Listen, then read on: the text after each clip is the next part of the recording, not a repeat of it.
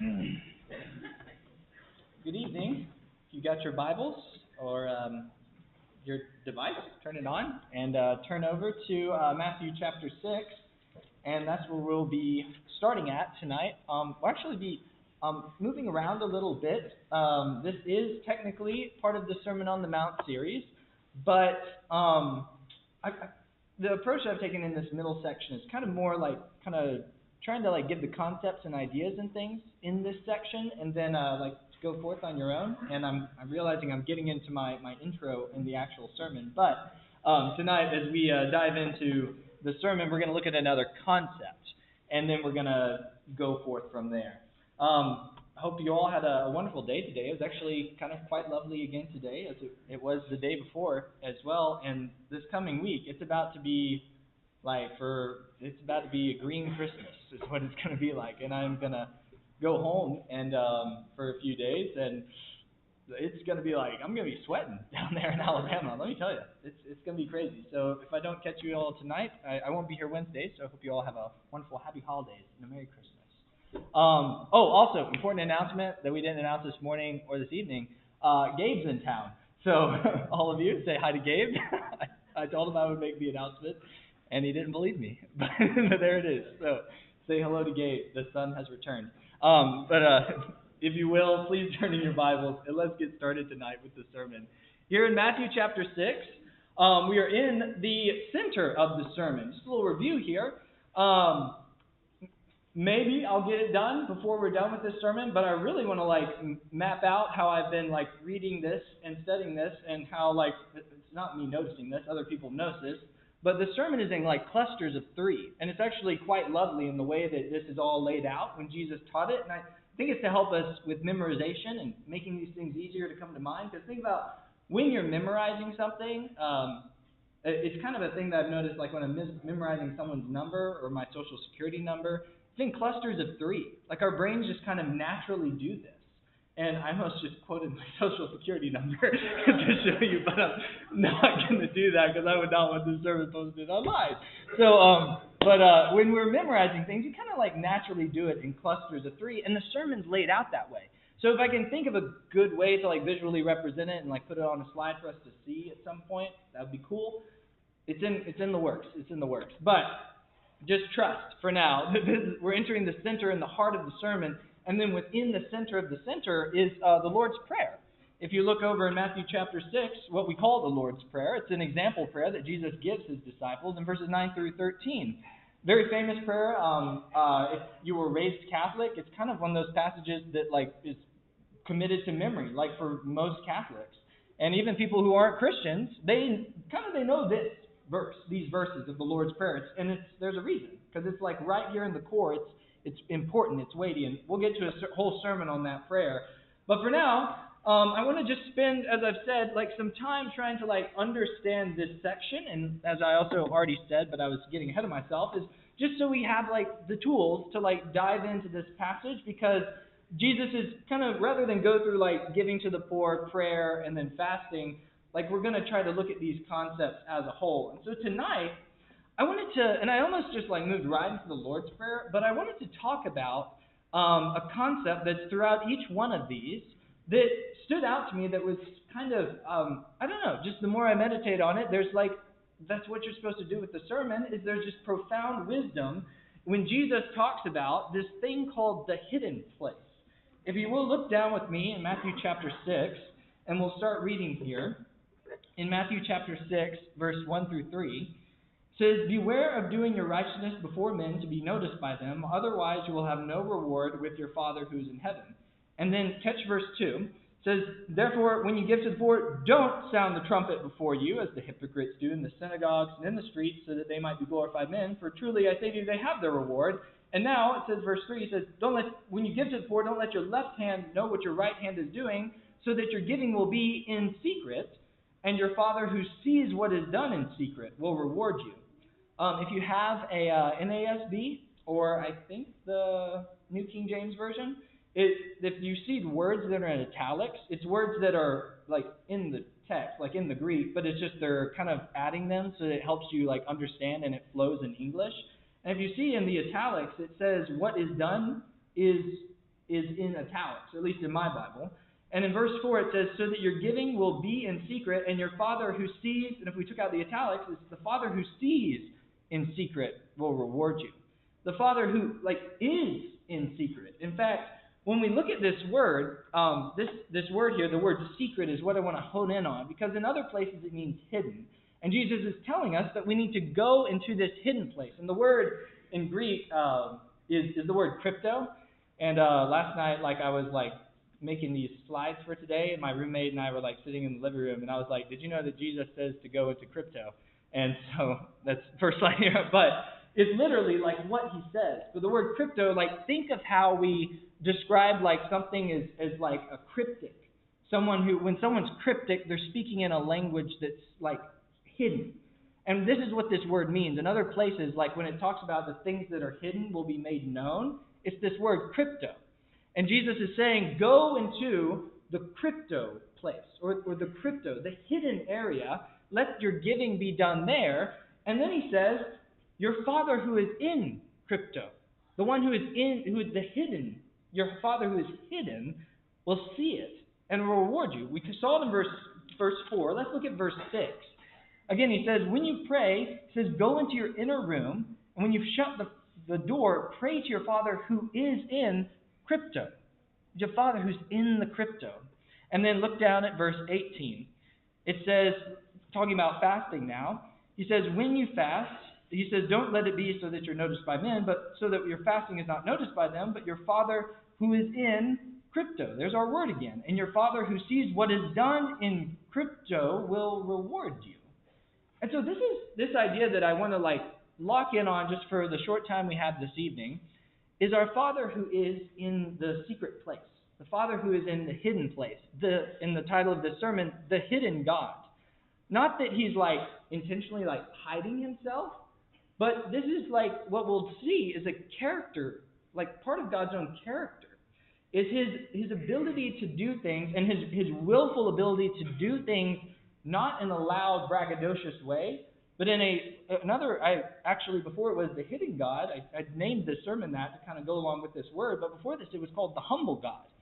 He's not yelling things. He's being quiet in the way that he does some of his works. Now, sometimes he's shouting. Think of Mount Sinai, when he comes down in glorious presence. But sometimes he does things and he asks no thanks. Not a word. He just does good and he expects nothing. He does good, he generously gives good, and we should motivate us to respond in turn, but he just does the good things. Later on in the sermon, Jesus actually talks about, and just a few pages later, he says, the page right before this, in chapter 5, he says, your Father gives rain to the just and the unjust. He just does it for people. And he's that should motivate us to also do that for those who we think that are our enemies, to love them, to show good, to do good to them, and to pray for them, those who persecute us. And so in these teachings, Jesus is talking about going to the crypto place, the hidden place. And while it is a location, it's also a mindset. This is something that needs to be a regular practice for us who are following Jesus, first off, because it's part of these teachings right here at the heart of the sermon. But think about it. When we do things in a state where it's not to be seen, and in fact we do it and it's just done and it's off and no one else knows about it, that does something to our hearts and our minds. It's a heart posture, a mindset, that when we do things that receive no reward, it's training our hearts to let it not be the reward that's the reason we're doing the thing. If you want to know more about doing the deeds versus doing good deeds to be seen versus to not be seen, we talked about that on the last sermon about this, called good deeds. But tonight we're going to talk about this characteristic of God, that he does things that are hidden, that he does things humbly without even asking for thanks, but he just does them freely and graciously in a hidden sort of way. So let's dive in and talk about this. And I just want to go to one specific passage. It's in the book of Ezekiel, strangely enough. Go to Ezekiel chapter 20. Because here in Ezekiel 20, we find a strange detail about the story of the Exodus that you can kind of get hints of it and I think you'll realize what I'm alluding to once we read through these verses here. But in the Exodus story, What God's doing is he's rescuing the children of Israel from Egypt. But let's just dive right into it. In Ezekiel chapter 20, let's read verses 1 through 9. Here, God is speaking through Ezekiel. He's speaking to the elders of Israel, and God's giving them a message. And he's calling back to the story of the Exodus here. And I'll highlight the main detail when we read through it. So let's start reading in verse 2. It says, "The word of Yahweh came to me, saying, Son of man, speak to the elders of Israel and say to them, Thus says Lord Yahweh, do you come to inquire of me? As I live, declares Lord Yahweh, I will not be inquired by you. Will you judge them? Will you judge them, Son of man? Make them know the abominations of their fathers, and say to them, Thus says Lord Yahweh, on the day when I chose Israel, and swore to the seed of the house of Jacob, and made myself known to them in the land of Egypt, when I swore to them, saying, I am Yahweh your God, on that day I swore to them, to bring them out from the land of Egypt to a land that I had selected for them, flowing with milk and honey, which is the glory of all the lands. And I said to them, Cast away each one of you detestable things of his eyes, and do not defile yourself with the idols of Egypt. I am Yahweh your God. But they rebelled against me, and they were not willing to listen to me. Each one did not cast away the detestable things from their eyes, nor did they forsake the idols of Egypt. And then I said, I will pour out my wrath on them, and I will spin my anger out against them in the midst of the land of Egypt. But I acted for the sake of my name, that it should not be profaned in the sight of the nations among whom they lived, in whose sight I made myself known to them by bringing them up out of the land of Egypt. And then so let's read verse 10. So I took them out of the land of Egypt and brought them into the wilderness. Okay, so what's going on here? Like, what's the strange detail well, it's not a Bible class, so I can't be like, did anybody catch it? But I'll just point it out to you. What does it say that the children of Israel were doing while they were in Egypt? Because you saw in verse 10 just now, he says, I brought them out of the land of Egypt and into the wilderness. That's the Exodus. They get taken out of Egypt and they go into the wilderness and they meet God at Mount Sinai. But what are they doing while they're in Egypt? Did you catch it? Look at verse 8. It says, while they were in Egypt, they rebelled against me and were not willing to listen to me. Each one did not cast away the detestable things of their eyes, and they did not forsake the idols of Egypt. It's like while they were in Egypt, it seems like they were committing idolatry. Do y'all see that? And yet, what does God still do? They're crying out to like all these gods. They're crying out to the gods of the Egyptians, and they're crying out to the gods of their fathers. But what does God still do? Takes them out of Egypt, takes them into the wilderness, rescues them from the land of slavery. Even though they're still committing this idolatry. And then I was alluding a minute ago to when they get out of Egypt, what do they still do at the foot of Mount Sinai? They worship the golden calf. And where did they get that from? Where did that idea come from, to worship a golden calf as a god? They call it Yahweh, but the Egyptians, they had a sacred cow. You can go actually to the art museum, go to the Egypt section, and you can see little idols of a golden cow that's in the ancient Egypt idolatry. The Israelites were behaving like the Egyptians all throughout their slavery, and then even at the foot of Mount Sinai, as they were about to enter into a covenant with God. In fact, they had already said at Mount Sinai that all the Lord says we will do. And what do? They break the first two commandments. But what is God still doing for them? He's still rescuing them. He's still working with them. He's still trying to bring them up to be his holy nation, his special people. He's still walking with them. And then throughout the rest of the relationship to Israel, he goes on to talk about it. Let's look down again, starting in verse 10 once again. Let's read. After they get brought up out of Egypt, he says, So I took them out of the land of Egypt, and I brought them into the wilderness. And I gave them my statutes, and I made them know my judgments, which if a man does them, he will live by them. And I also gave them my Sabbaths to be a sign between me and them, that they might know that I am Yahweh who sanctifies them. But the house of Israel rebelled against me in the wilderness, and they did not walk in my statutes. They rejected my judgments, which, if a man does them, he will live by them. And my Sabbaths they were greatly profaned. And so I said, I will pour out my wrath on them in the wilderness to completely destroy them. But I acted for the sake of my name, that it should not be profaned in the sight of the nations, before whose sight I have brought them out. Also I swore to them in the wilderness that I would not bring them into the land which I had given them, flowing with milk and honey, which is the glory of all the lands, because they had rejected my judgments. And as for my statutes, they did not walk in them, and they even profaned my Sabbaths, for their heart continually walked after their idols. But my eye had pity on them, rather than bringing them to ruin, and I did not make a complete destruction of them in the wilderness. You'll see what's going on here. Is God even says, I had pity on them.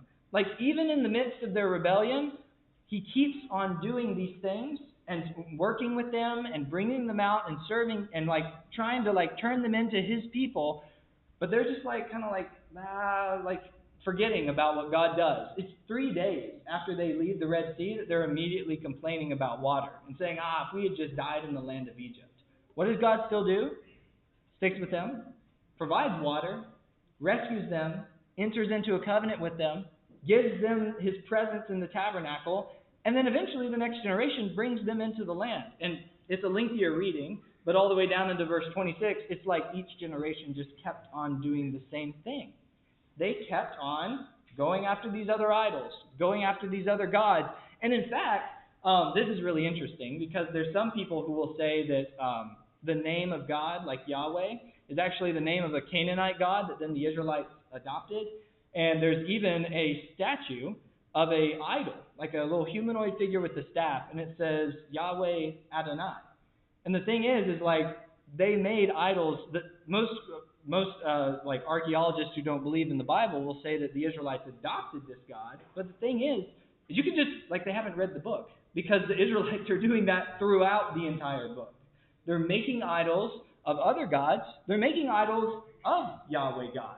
And they're falling down before them, acting like the ways of the nations, and it's turning them away. And God keeps calling them back, calling them back, calling them back, and yet they keep turning away. But God sticks with them. That's why I had Justin ask what direction to go with the songs. It's his faithfulness. This is a characteristic of God, that he sticks with his people throughout all of their rebellion. And it's like he just keeps calling them back through his prophets, but he also just keeps doing and serving and helping and giving generously to them, more and more and more. And they keep turning away. It's really, really sad. In fact, this is alluded to as well, and this is a little off the cuff here. In the book of Joshua, the very last chapter, chapter 24. If you want to turn there, you can. And Eric and Luke, it's not on the worksheet. I know.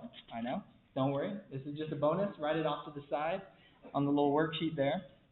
But in Joshua chapter 24, they always come to me after services. I don't know if anybody's seen it, but they pull open the worksheet and they put on their glasses and they just go through how my slides, what points my slides did not align with the worksheets that I make. And I'm like, thanks guys, we're doing what we can. But anyways, so this is a bonus verse. It's not on the worksheet. Disclaimer. In Joshua chapter 24, and let's look down at verse, and again off the cuff here, so hopefully I can remember. Here we go. Verse 14. Joshua chapter 24, verse 14. Joshua is ending his life after the conquest, and he's trying to encourage this next generation. This is the one we just read about that actually got to enter into the land, but kept on turning away. Here's the warning of Joshua. Look what he says. Verse 14. He says, "So now, fear Yahweh, serve him in integrity and truth, put away the gods that your fathers served beyond the river and in Egypt." And he says, serve Yahweh. He says, and if it's evil in your sight to serve Yahweh, choose yourselves this day whom you will serve, whether the gods which your fathers served beyond the river, or the gods of the Amorites in whose land you are now living. But as for me and my house, we will serve Yahweh. So right there you can see, in verse 14, it's the gods they served beyond the river and also in Egypt. This problem of idolatry has been with the children of Israel through the whole story of the Bible. But what's new? Right? Don't we do this in our own lives? Isn't this what happens? Ben's prayer this morning was so wonderful. When he prayed that let us not let anything else take up the throne of our lives. That's what idolatry is when something else takes up the throne of my heart, and we're just doing the same thing I was just railing on them about. I mean, I knew I was coming to this point to just turn it back on us, but what's new? He's made the same promise to us. In Matthew chapter 28 and verse 20, if we're in the Messiah, he says, I'm with you always till the end of the ages, to the end of the age. And That's a promise he's made. And even when we are rebellious, like, he's sticking with us. He's trying to bring us back. He's sending out, like, the church is now his people that are supposed to encourage us and call us back whenever we wander away. But are we any different is the question here. And the answer really is kind of no, like we're not. Like, we commit these same things whenever my job, a relationship, some sort of I don't know, like your retirement plan. Like, if your emotions are based on the stock market, like, there's something wrong in your heart's posture there. And that's what is going on here. Is we behave the same way. Whenever we reject the constant faithfulness of God and his gifts and his graces, and we let other things take up the throne of our lives, so to speak. Like, we're no better. We're no better. And I'm saying this from my own point of conviction as I'm reading this, is I'm just laughing at the Israelites in Ezekiel 20, and then I'm that's what the book's for. Turns it right back around on you. And all of us are subject to the hidden goodness of God. All of us have experienced that. Every breath we take is from him. Like, every step we're able to take, or every moment we move forward in the day, it's because he's sustaining this whole world and all creation. And it's a gift. It's a good thing. It's a wonderful thing. And it's just preparing our hearts in thankfulness towards that. And here's the practice of doing things in hiddenness that we were seeing in Matthew chapter 6, is we're becoming like God in that.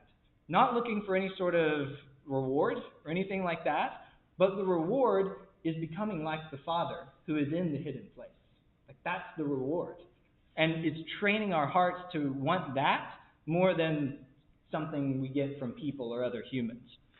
And so now let's bring it home this evening, just talking about the hidden life, because this is actually mentioned a few places in the text. This is the ideal. If you want to turn, it's same phrase, it's kind of used in both of these passages. Let's go to 1 Timothy chapter 2. 1 Timothy chapter 2, since I know y'all have been in that out here semi-recently. But in 1 Timothy chapter 2, we'll start reading in verse 1. Paul says, For first of all, then I exhort that petitions and prayers and requests and thanksgiving be made for all people, for kings especially, and for all who are in authority, so that we all may lead a tranquil and quiet life in all godliness and dignity. This is good and acceptable in the sight of God our Savior. And, it wouldn't be an Andrew sermon if we didn't go back to where it all began, right? It's my joy and pleasure to connect everything to Genesis 1 and 2, and 3 and 4 and 5 and 6 and 7 and 8 and 9, 10, 11. But anyways, this is where it all began, right? How complex was things in Genesis 1 and 2? It's a high calling to rule with God, but the image you find in the garden is they're walking with God in the breezy time of the day. And they're just it's expected that God will appear and stroll with Adam and Eve as they walk through the garden, and they trim the trees and the bushes, and they tend and keep and grow the garden and protect it. Before I moved here, I was actually landscaping for a whole year. And it was real work. It was Florida summer work. But it was very peaceful. You get to see your labor. It's there it is. You come back a week later, because we had regular people. We would trim their shrubbery. And so we would see the growth happen, and you would get to shape the bushes, and then you would also get to watch you plant new flowers and watch them spring up. And it was a very rewarding type of work, and it was really peaceful. Barely paid the bills, but it was really nice. And I just think about that when I read those chapters. It's what bliss to just be walking and talking with God as you go through a garden. You can just pick fruit from the trees, and it's not something grand or braggadocious. And we live in a world where that's what's glorified, braggadociousness and mighty deeds and great acts of money, prosperity. The online culture of influencers with social media. Social media, net good for humanity? Not at all. We're all aware of this. I'm preaching to the choir. But the old idea of the more influence you have, and the more followers you get. We literally have a whole type of job in the world that's called being an influencer. And it's That's not what it's about. It's about walking with God. Like that's a simple, peaceful, quiet life. And like maybe some of us will be called to do higher and grander things, and that's good. Like because you have Moseses, you have Joshuas, you have Davids of the world that can serve God in those places. But on average, is that what most of us are going to be experiencing? No. Like most of us are going to be experiencing the quiet and peaceful life. And guess what? That's where it's going to end. If you want to go to Revelation 21 and 22, I mean, it's the exact same picture as what we just saw in the beginning. It is in Revelation 22, 1 through 5, and here's where we'll end the sermon. Then he showed me a river of the water of life, bright as crystal, coming from the throne of God and the Lamb. And in the middle of its streets, on either side of the river, is the tree of life, bearing 12 kinds of fruit and yielding its fruit every month. And the leaves of the tree were for the healing of the nations, perpetual abundance beside a peaceful river. There will no longer be any curse, and the throne of God and the Lamb will be in it, and his slaves will serve him, again, working with him in a new garden where the tree of life is. And they will see his face, and his name will be on their foreheads, and there will no longer be any night, and they will have no need of the light of lamp or light of the sun, because the Lord God will illuminate them, and they will reign forever and ever. I've been in Revelation like 2 times already in the past month, and I think I've read this verse like every time. It's so good, y'all. Like, that's where we're headed. Walking beside the river of the water of life, beside the tree of life, ruling with God forever and ever. Back in the garden, walking through the breezy time of the day. That's where we can experience that right now. And that's where we'll end it with the invitation. Is like, this is open. Like we live in as we talked about in the last sermon, kind of in the overlap of the ages. We're still in the age of sin and death, but we can experience this life with God, walking with him right now. And what you have to do is you have to surrender to him, and you follow him through the waters of death, and you rise up from baptism to walk in newness of life. And then you're walking with him. Like that's what it's called. Paul says that we should walk in newness of life. That's calling all the way back to the beginning, where we started, walking with God and being with him. And like it said in Ezekiel, in a negative sense, when we walk in his ways, the one who walks by them will live by them.